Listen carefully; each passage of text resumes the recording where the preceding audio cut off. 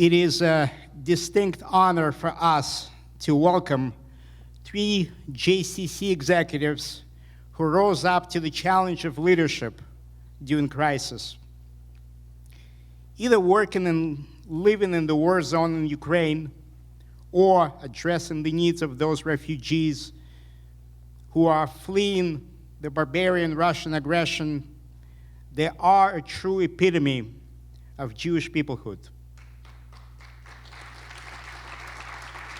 As expressed in our tradition in the saying of Kol Israel arivim ze bazeh, all Jews are responsible for one another. No one exemplifies Jewish peoplehood in our JCC movement more than Smadar Bar Akiva. Let's give her a round of applause. She is a tireless advocate for Jewish peoplehood in her position as the head of JCC Global. Today at Mifgash, we have a group of our colleagues from Israel. Let's give a round of applause to our 4 wonderful colleagues. If you don't know them, please say hello to them, including my dear friend Leonard from Netanya. We are also joined by our colleagues, Jonathan Ornstein from Krakow. He is the face of our movement in helping refugees in Europe. Daria Pavloshi from Moldova, Chisinau.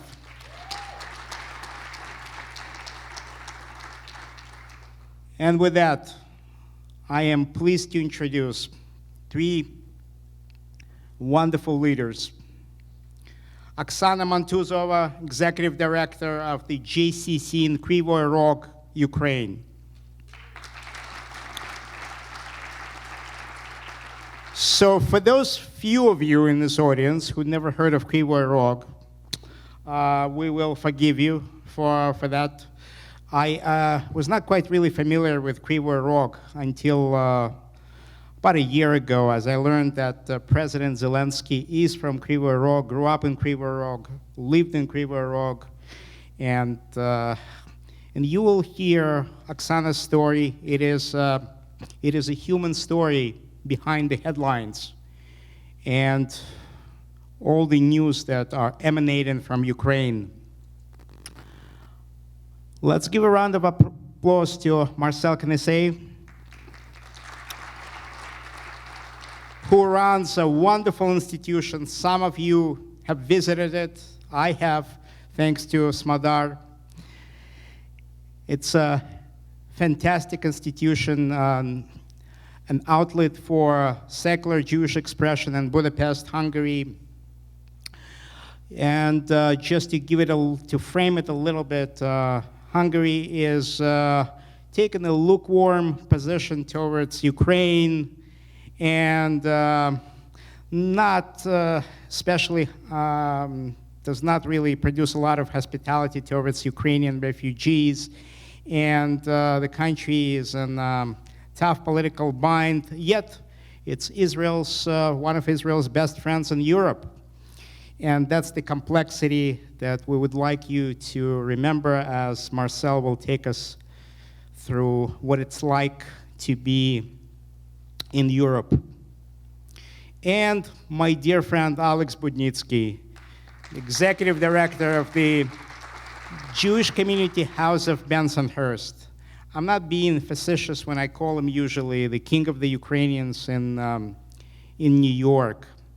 We have a few colleagues who serve a lot of Ukrainian refugees who made their way to the United States. Amongst them, my colleagues Sue Fox from Brooklyn, Orit Lender from Staten Island, Danielle Ellman from Queens, and I'm sure some others are around the country. Alex have taken this as his personal mission, and he's pouring his heart and his brain into this enormous operation where largely and mostly non-Jewish Ukrainians avail themselves of many services provided by the Jewish Community House of Bensonhurst. What a radical difference from what it was 80 years ago, and a great historical lesson. and I'd like for you to take us through your experiences and your observations, and also, let's admit it, some donor and participant fatigue when it comes to resettling Ukrainian refugees, and please elaborate to us, especially to our colleagues around the country, why should that be a Jewish mission? Why should Jews care? And why is that our responsibility? We'll start with a short video and a presentation from Oksana, followed by Marcell and by Alex, and we'll have some time for your questions.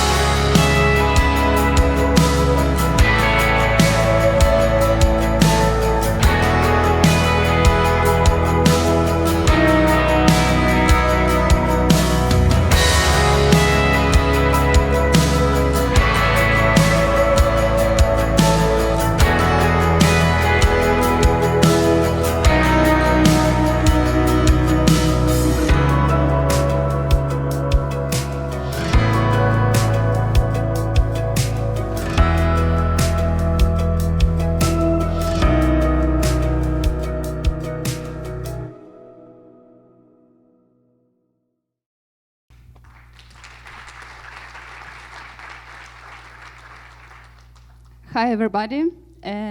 First of all, I want to say sorry about the video. You know, when war began, nobody cares to take video what we are doing actually. So, my name is Oksana Mantuzova, and I'm executive director of JCC Beit.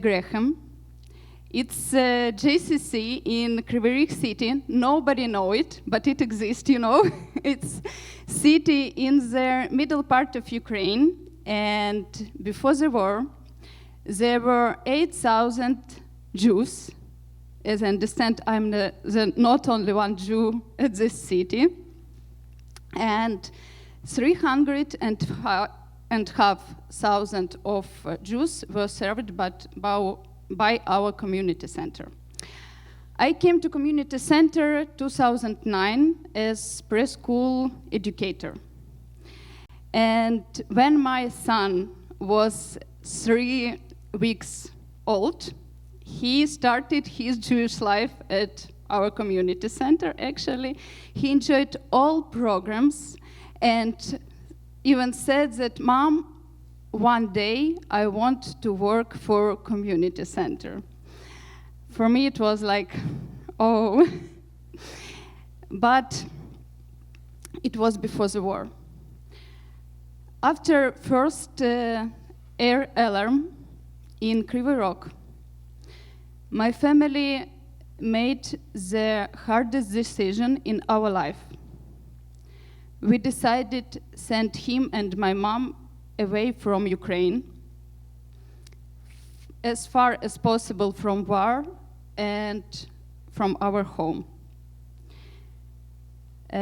So it's not only our story, it's story of 100 families, separated families in my community center. I saw him once. At the end of October, his birthday, so I visited him in Poland. Can you imagine you're 9 years old who, after his birthday party, before the plane, said, "Mom, can you imagine that we can never meet again?"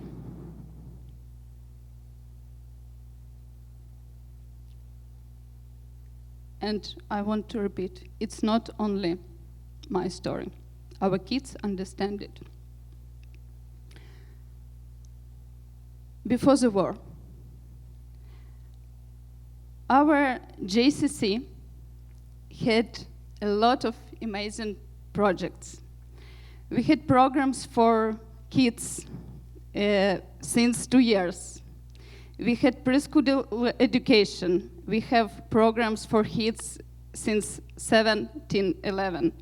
A lot of youth and teens programs, leadership programs, families programs. Our JCC covered all Jewish circle that can be before the war. Before the war, we created a lot of board games, a lot of educational tools, and we share it with whole FSU. It was before the war. On the February 26th, in 2 days after war began, we decided, it was early Shabbat morning, 7 in the morning, I get call from my Jewish friend, and he said, "Oksana, we have to make volunteer center. We have to make volunteer punkt where we will help people." And from this moment, we started to collect humanitarian aids. We started to collect all the stuff for soldiers, for refugees. We forgot that we are educators. We forgot that we are people who created something wonderful, who changed this world for better. We started made everything for give to our participants, for give to people from my city opportunity to survive. And one day, before the Passover, we understand that our people need stop. I understand that my employees have to just for a second forget about all these terrible things that happened around. So we make our first event. We make our first event when Russian soldiers were in 60 kilometers from our city. It was Passover Seder. After that, our participants said that they need it. They need more and more Jewish programs again. And in parallel with all this humanitarian help, we returned our programs. As you saw, we made concerts. We returned our programs for kids as it was possible. We returned our Jewish holidays. In September, we made the youth camp for all, for youth from all our Jewish organizations in Ukraine. We brought their staff from different Jewish youth organizations. We did it. On December, in situation with power, with when we don't have electricity, in situation when we don't have internet, we did family summer camp, not summer, winter camp. And we did it, we brought our people from Krivoy, we brought them to the western part of Ukraine for returning to the life. Our reality now is making programs without electricity. Our reality now that they bombing us, and if it's alarm, our kids going to the most safety place at the building. Our reality now is to make this world better for people who live without their relatives, for people who came to our city for having better life during the war. And I'm proud about my community center. But of course, we have never done it without our friends, without global Jewish community, without JCC Global. Smadar was the first person who, in March, contacted me from the Jewish global community and asked, how are you, what help do you need? Daria in Moldova hadn't slept a lot of nights trying to make better life for our refugees. And it was not only she, is all their community center. They also forgot about events, holidays. They work for helping us. All these programs that I told you, we make and we continue to make it with help of global Jewish community. And I want to thank all of you. Even if you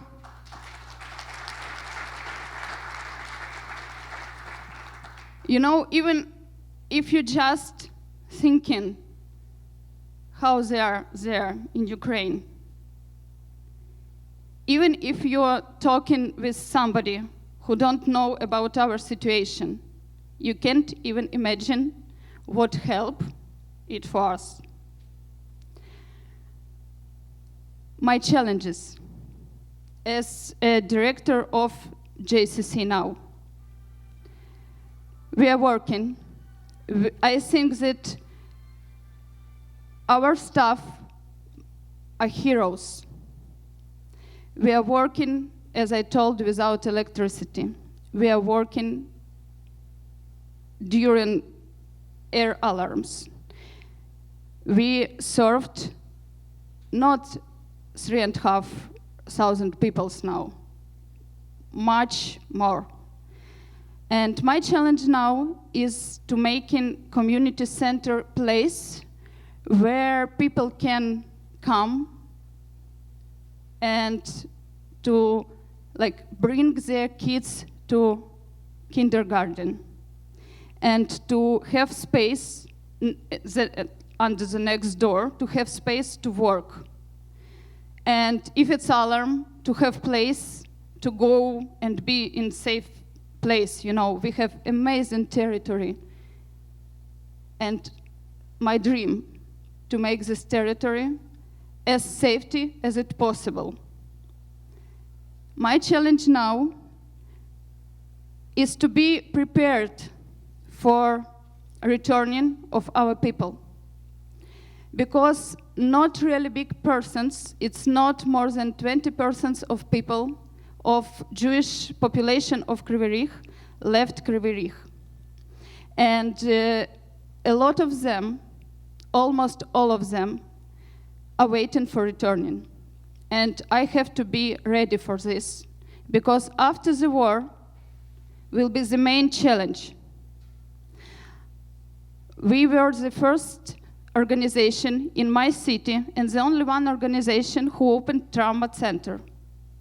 And after the war, we will need it. Trauma center for families.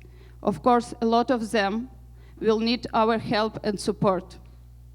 And it's also my challenge to make this place, our community center, is the best place for people who live in war. Thank you.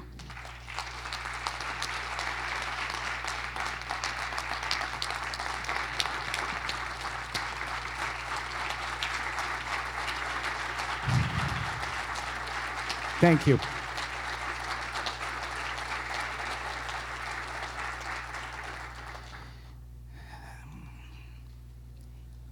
Even making it to the United States was an arduous task for Oksana, whose husband remains in Ukraine and whose child, as you heard, lives away from the parents in Poland.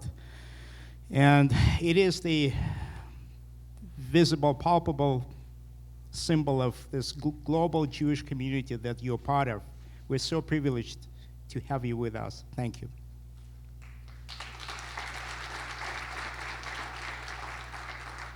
Marcell, and we have a short video from Budapest.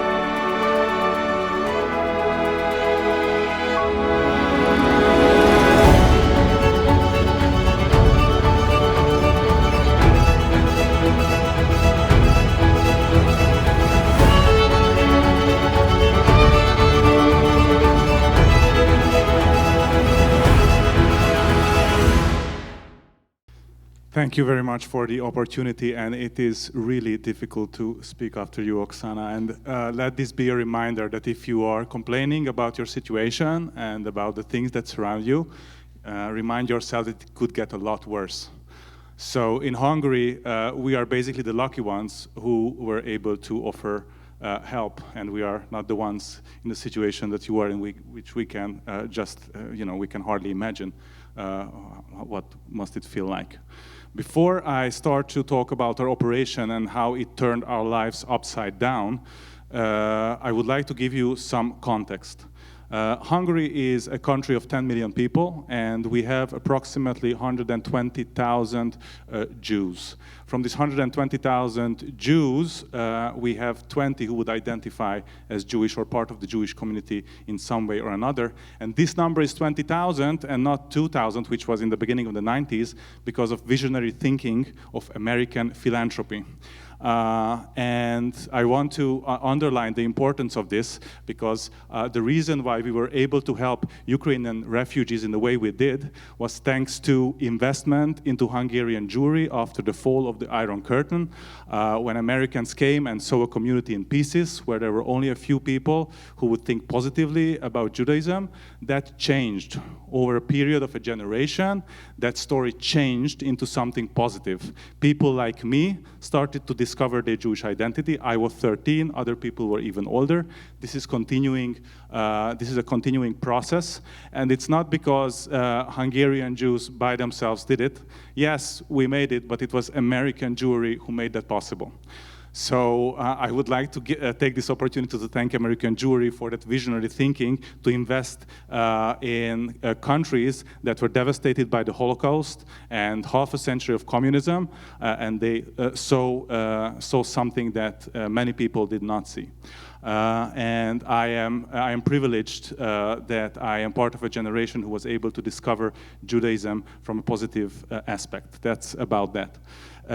About Hungary. As you said it, Hungary has a very conflicting relationship politically with the situation, although we are officially following the European Union's policies, but our Prime Minister and our government is making statements that are very controversial, and a lot of the Ukrainians and many other people don't think of Hungary as a safe space for Ukrainian refugees. There are a lot of people who think that Hungary is not a country that they should come to because they are not welcome there. I would like to say that this is not I don't think it's the majority of the Hungarians, and definitely it is not the Hungarian Jewish community, and that was quite the opposite experience I had going through this crisis.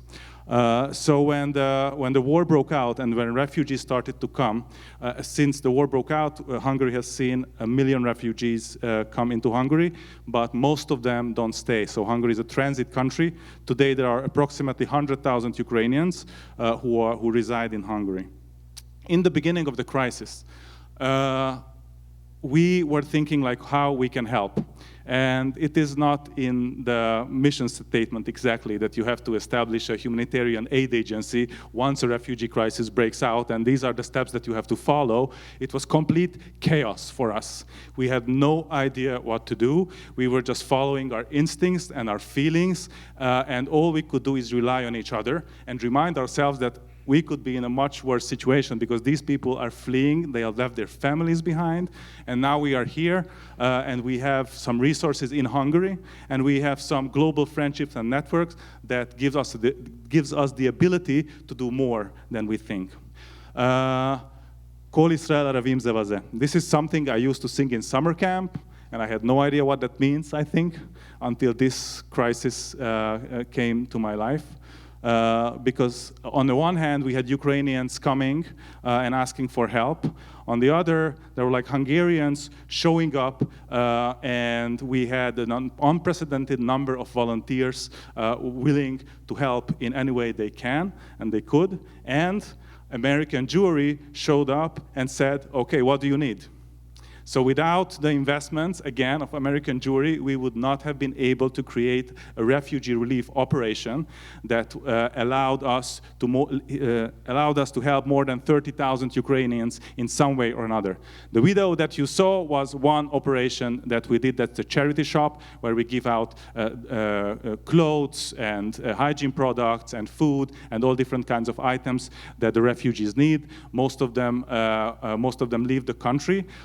So we are trying to help them in their next step. But this is not the only thing we did. We also organized programs for Ukrainians, educational programs, cultural programs. We tried to create a space where they would feel at home, because that's what they needed the most. And because the Hungarian government was not doing its best to create spaces like this in Hungary where refugees are welcome, and there is no structure for refugees to see transparently, okay, what can they do, what can they receive. We created little information hubs and centers, and we were also supporting organizations with the money that we received who were bringing donations into Ukraine.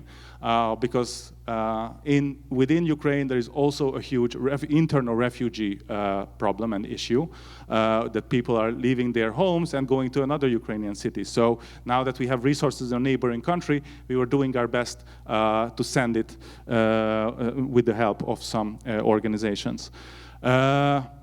On a personal note, as I mentioned, it was very chaotic in the beginning, and facing these kind of fates reminded us of some of the core values that we believe in.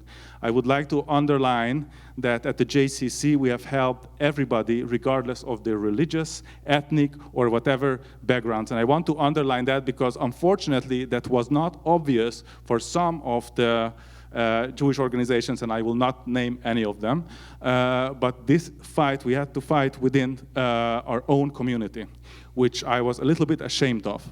But there were a lot of Hungarian Jews, and most of them who offered their help. It was obvious for us that regardless of your religion or ethnic background, we have to help. Who should know it better than the Jews? Who should know it better? What is it to be a refugee when you have to leave everything behind, when you have to go to a country where you are not welcome? Who should know this better than us? We have to remind ourselves that we as Jews carry a responsibility because of that historical knowledge. So I would like to thank everybody joining Oksana who had any kind of part in helping people in Ukraine, and I feel privileged that we will be able to help in any way possible, and we will continue to do that because I don't think this war is going to end soon, and we rely on each other. So please remind yourselves how much we rely on you, how much we rely on each other, and how much we rely on stories like Oksana and people from all over the world offering their support. Thank you very much. Thank you, Marcell. Thank you so much for your leadership.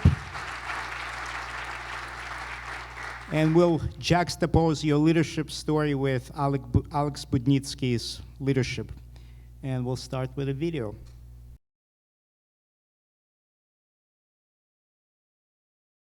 Alex. Friends, Leonard was right. It's too personal. Leah, look at the watch also. 3 minutes, I promise. So I decided to not to cut this movie and not to speak myself more, because I think when you look after numerous of speeches that we had today, you look at this Champions for Change by CNN, you can do your own assessment what the Ukrainians going through just based on this 4 minutes of what you saw. So there is no needs for me to recall this. So there was a rabbi in our community about 35 years ago, Rabbi Herman, Barack's father, so who came to his shul and said that, you know what, the Russians are coming, and let's just do as much as we can for them, and primarily 3 major things. Let's provide them with resettlement services at no charge, of course. Let's give them Jewish summer camps and after schools at no charge, and let's welcome them to the shuls without any membership dues. The way shul responded to his pitch, the pitch of the hero Bensonhurst, they fired him from the shul. But he didn't stop being here, and he did not stop being an advocate for the community. So the story about Rabbi Herman became one of the inspirational and pivotal moments for me as a professional, because when the war happened at the night of February 24, and when we created the Ukrainian Crisis Response Center at the J, and then very viable coalition with our partners, Leonard and Sue and some other organization, but primarily JCCs, step up, we answered one question to ourselves. We're helping them because we are Jewish, not because they are. I think that became a platform for us, for our board, to outline all crisis intervention model that JCC is kind of inspiringly implementing right now to make sure that there is no one left behind. We don't care who they are. They came to us, we are rooted in Jewish values, that's why we're doing. Because Rabbi Herman would do the same for Ukrainians now, what he did for Russians 40 years ago. So just to give you numbers, I know even Rabbi yesterday from JWB was throwing numbers. Numbers don't lie. So only New York has right now about 25,000 Ukrainians. Among those Ukrainians are Ukrainians that cross Mexican border under title exemption of the Title 42, those that stayed in the U.S. before the war, and those that came through the United for Ukraine. Half of this number served by 3 of our JCC as a coalition. Just imagine, Jewish institution, no, not Jewish institution, JCCs became a front line of the serving the refugees, like they did during September 11, Hurricane Sandy, COVID, every crisis we've had, JCC, like Doron mentioned, opened the door and said, okay, we will serve. There was no questions asked. So resettlement, the word that foreign for many of you, became a quintessential part of the service model for our JCCs and for GCH itself. We reported to our board, only us at the J, we serve 5,200 unduplicated Ukrainian clients. And when we're talking about 5,200, you know the New York community reporting system. It's unique number. It's not the units of services. All of them continue to come back to the JCC again and again and again because the needs have been changing. And now, a year after the war began, the status is about to expire, and they would want to renew that humanitarian parole status. They came to come to us for legal, for food, for help with apartments, for summer camps, for after school. And when we're asking ourselves who's our clients are families, our clients are children, and our clients are now caregivers, that many of whom took upon themselves to invite people in, not understanding at all what they're gonna be going through when the family will arrive, and many of them refusing to camp to help families who they invited because they did not understand how big the financial hardship would be. So 2 points. Number one is staff is going through a lot. So the trauma-informed care and from trainings to self-care is one of the integral parts of what's need to happen with our staff team. Only at the J, we now have 12 full-time clinical social workers that work just on the assessment as an intake, which is in combination with the providing the brief interventions, because we simply do not have time.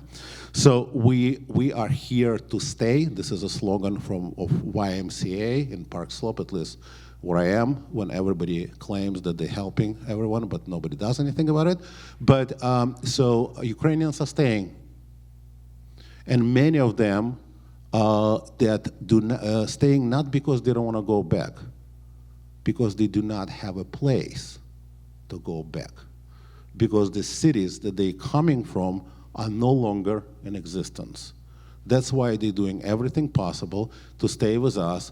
And I know some of you did not like the phrase that JCC is not a gateway, it's also a destination, but it's exactly what's happening with the process with us, with Ukrainians. JCC is not a gateway for the refugees, it's also a destination for the long run. So we need to strategically plan what's going to be happening tomorrow, after tomorrow, and year after, at least for next 2 years.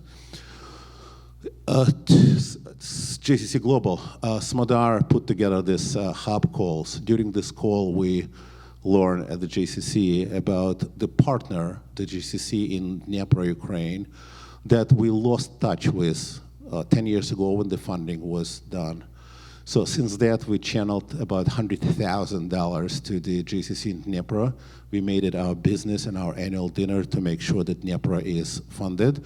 But most importantly, what I'm saying, this is a piece of the global responsibility that many of you, when you're asking yourself, what can you do?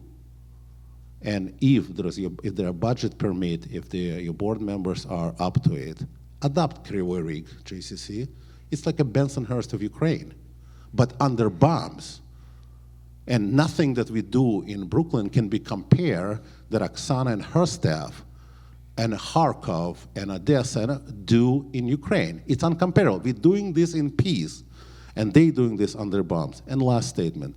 Many comparing with the immigration of the Soviet Jewry and saying, you know what, when we came here, it was different. Sure, it was 100% different. Why? Because when we came to the United States, we came voluntarily. We knew why we are leaving, and when we come here, we knew the outcomes that we should expect as a Jewish family. These families did not leave Ukraine voluntarily. They were forced to run. So that's why I myself, and again, please, we fully funded. Don't accept what I'm saying is as a pitch, as a fundraising pitch for us. It's not. But if any of you would want to do more, adopt the family, adopt the JCC, adopt the initiatives, hire Ukrainians. I think that's going to be the biggest help that you can provide. Last thing about Doron. One day I spoke with Doron in the morning, and Doron said, how can I help? And I kind of, Doron, I'm sorry, I brushed Doron away. I said, Doron, I don't really know. Scholarship, all other things.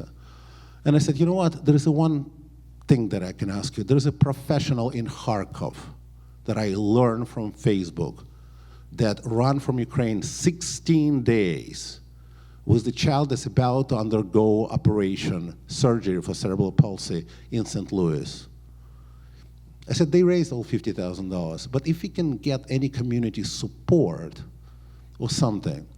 So next morning, same day, Doron introduced me to Lynn. Next morning, I don't know if Lynn is here. Lynn, I need to kind of thank you. Next morning, Lynn said that she spoke with her board. The board raised sizable amount of money. The board suggested that we can do Ronald McDonald House for the family, a subsidized car, call the hospital with a donor, all Jewish mishigas that we're doing in the best way possible to save one. So what I want to leave you with, when we say one, we're saying the world. So if there is an opportunity for you to pick one, pick. And if you have hard time to pick, ask myself, Leonard, Oksana, Sue, will recommend you families, community, JCC. Leah, I'm sorry I'm late with the speeches, but thank you so much for your time.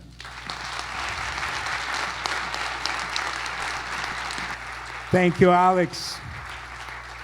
It was worth listening to you, even though you totally disregarded Leah's instructions. I'll be fired after that. This is. But you saw this primary example of what the vision that Alex articulated. That's what makes him a great thought leader in New York City. And when New York's Consul General of Ukraine calls, he is seeking Alex's advice, even though there are a lot of voices serving Ukrainians in this city. You're the pride of this movement, and I'm really, really proud to have you as my friend. And before we take our questions, just want to acknowledge what you alluded to Rabbi Herman, Rabbi Barak Herman's father.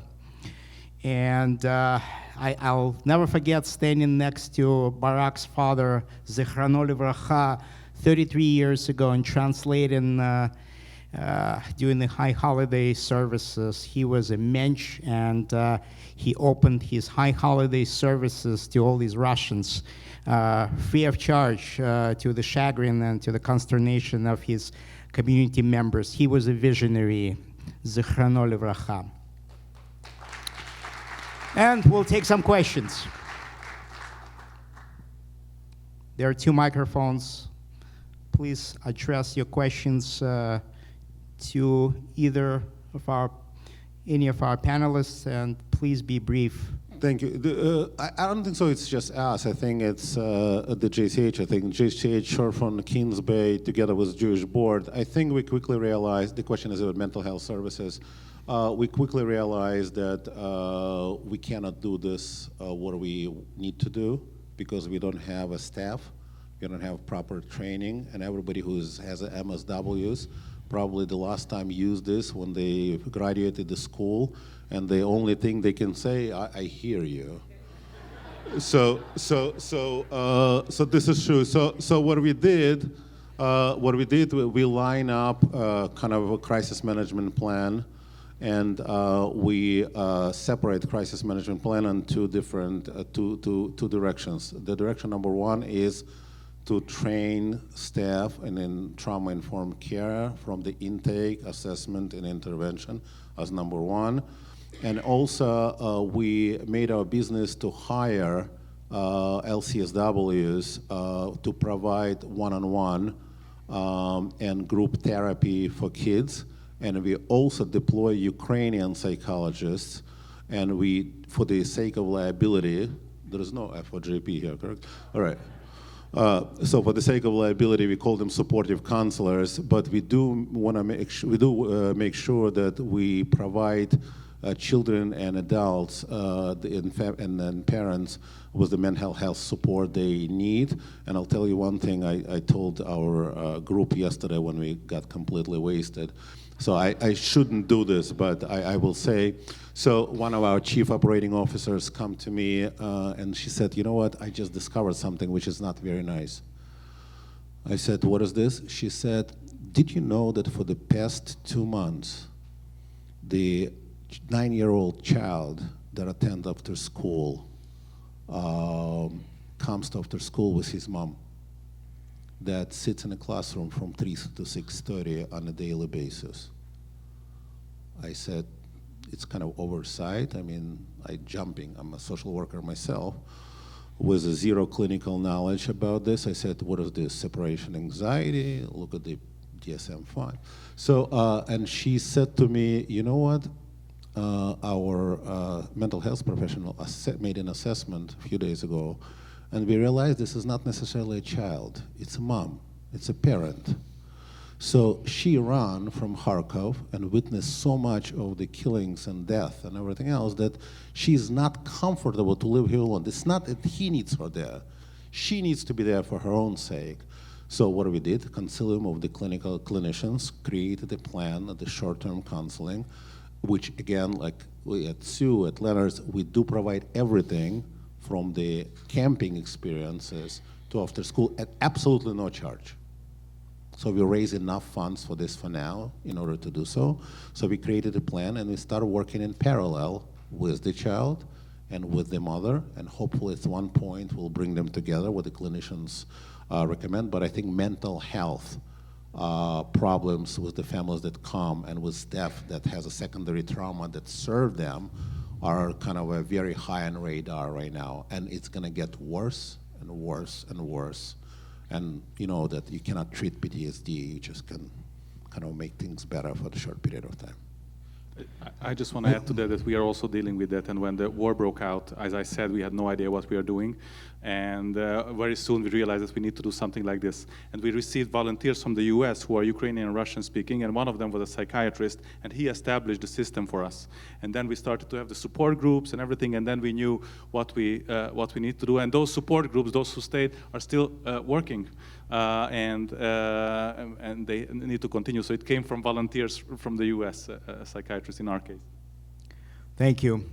Unfortunately, we are running out of time, and as I'm looking at the cues sent by Mark and a few others, that's it. We are Jonathan. Shall we make an exception for Jonathan Ornstein? Come Yes. on, let's.